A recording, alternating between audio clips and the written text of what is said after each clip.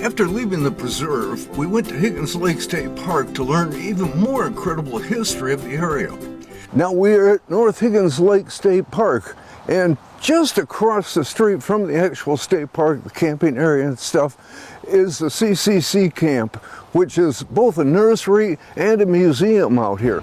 We headed into the park to meet Hillary Pine, a Michigan State Park historian, to learn more about the incredible history that surrounds this park.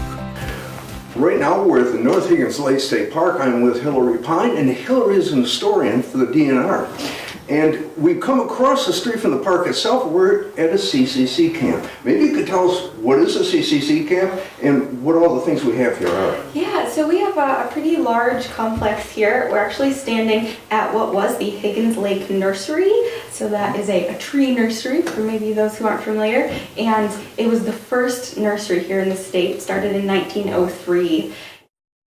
In June of 1935, the new republic dubbed the Civilian Conservation Corps Roosevelt's Tree Army.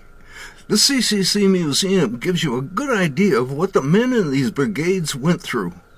Since most of the Michigan CCC camps were in national estate forests, enrollees planted seedlings, fought forest fires, eradicated diseases, built roads, trails, towers, and fire breaks to aid in the prevention of forest fires. During the first 24 months, the Michigan CCC constructed over 3,000 miles of truck trails, spent 54,000 man-days fighting fires, assembled 8 lookout towers, built 275 miles of fire breaks, and reduced fire hazards on some 40,000 acres. Reforestation also required the establishment of nurseries. By 1936, 1 million hardwood seedlings were ready for planting. And the bulk of those seedlings and trees came from here. We learn more about this process as Hillary gives us a complete tour. I know for a lot of you that travel around Michigan that maybe are not that familiar with something like this, if you're going down the road on the highway and you look over to the side, you'll see these pine trees that are all in a row. And those were put in by the CCC, or the Civilian Conservation Corps, during the Depression, like you said. Yes. Now, this is one of the areas that they got the seedlings ready. This is, what do they call this place right here? So the building we're standing in right now is the cone barn. So of course, if you're going to grow pine trees, you need to get the seeds from the cones. So this is where the cones would be stored, right above our heads in the attic.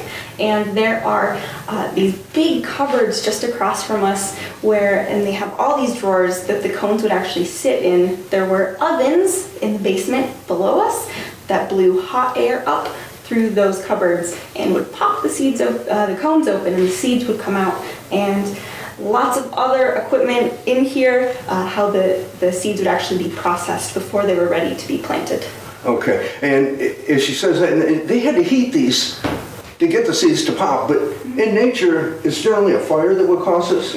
Either really direct, nice warm sunlight, or fire is going to pop those seeds out. Soon after, we met with John Subata, a state park historic interpreter here at the Higgins Lake State Park. We're out here walking around. We met one of the interpreters out here, John, and what actually do you do out here? So this is actually the site of the Higgins Lake State Nursery. So this was a nursery founded in 1904. It was former farmland, and there was a man, his name was Filbert Roth. He was a professor out of U of M, and he was an early Michigan forester.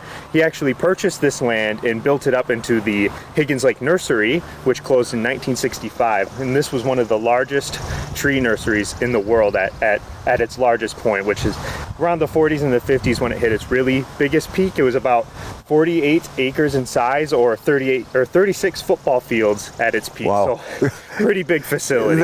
It sounds like it. Yeah. Now, how does a museum fit into the nursery? So it's a little bit confusing sometimes. So the CCC, when the CCC was active, they did actually work at this site. So the CCC started in 1933, and there was a camp near here called Camp Higgins Lake, and the workers at that site actually did a lot of work here at the nursery.